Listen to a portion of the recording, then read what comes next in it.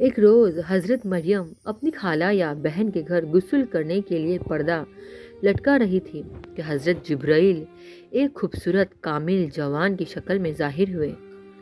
حضرت مریم نے جب ایک غیر شخص کو اپنے قریب دیکھا تو گھبرا گئی اور گھبرا کر فرمایا کہ میں تجھ سے اللہ کی پناہ چاہتی ہوں اگر تو پرہیزگار ہے۔ حضرت جبرائیل نے کہا، ڈرو مت، میں خدا کا بھیجا ہوا ہوں اور اسی لیے آیا ہوں کہ ایک پاکیزہ بیٹا ملنے کی تجھے خوشخبری دے دوں۔ حضرت مریم نے فرمایا، مجھے بیٹا کیسے ہوگا؟ مجھے تو کسی نے چھوا ہی نہیں ہے اور نہ ہی میں بدکار عورت ہوں۔ حضرت جبرائیل نے کہا، سچ ہے، لیکن تیرے خدا نے فرمایا کہ بغیر باپ کے بیٹا پیدا کرنا میرے لیے آسان ہے۔ میں اسے اپنی قدرت کی نشانی بناؤں گا اور یہ حکم ہو چکا ہے۔ اس کے بعد حضرت جبرائیل نے حضرت مریم کے گریبان میں پھونک ماری اور انہیں حمل رہ گیا۔ یوسف نجار جو حضرت مریم کے ماموں کا بیٹا تھا، وہ بیت المسجد میں عبادت کیا کرتا تھا۔ وہ کبھی کبھی حضرت مریم کو ان کی خالہ کے گھر پہنچانے جایا کرتا تھا۔ جب اسے حضرت مریم کے حاملہ ہونے کی خبر ہوئی تو وہ بہت غمگین ہوا اور سوچنے لگا کہ ایسے کیسے ہو گیا۔ اس نے حضرت مریم سے کہا، مجھے تمہاری پرہیزگاری پر شک ہو رہا ہے، بھلا بغیر بیج کے کہیں درخت ہوتا ہے؟ حضرت مریم نے کہا، خدا نے پہلا درخت کس بیج سے پیدا کیا اور پہلا بیج کس درخت سے نکلا؟ پھر اس نے کھلی لفظوں میں کہا، کیا کوئی بچہ بغیر باپ کے پیدا ہوا ہے؟ حضرت مریم نے جواب دیا، بغیر باپ کے کیا، بغیر ماں کے بھی پیدا ہوا ہے۔ آخر آدم اور حوا کون سے ماں باپ سے پیدا ہوئے؟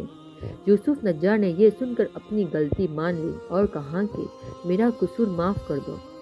جب حضرت عیسیٰ علیہ السلام کی پیدائش کا وقت قریب آیا تو آواز آئی، اے مریم، اس شہر سے باہر چلی جا اور کہیں ایسا نہ ہو کہ قوم تجھ کو اور تیرے بیٹے کو قتل کر دے۔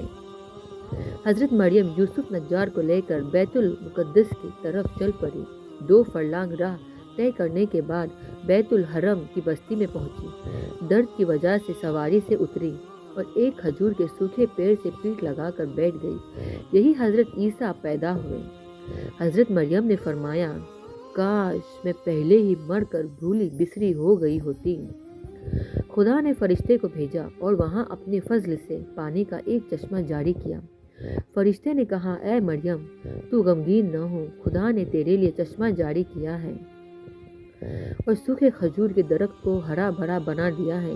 تو ہلا کر اپنے اوپر تازے کھجور والے اور چشمے کا پانی پی اور بیٹے کو دے کر اپنی آنکھیں ٹھنڈی کر۔ حضرت مریم نے کہا، اگر لوگ مجھ سے پوچھے کہ یہ بچہ کہاں سے لائی ہو تو میرا جواب کیا ہوگا؟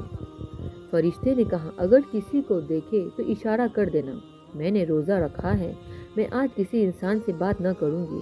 اس زمانے میں پانی اور کھانے کی طرح باتوں سے بھی لوگ روزہ رکھا کرتے تھے۔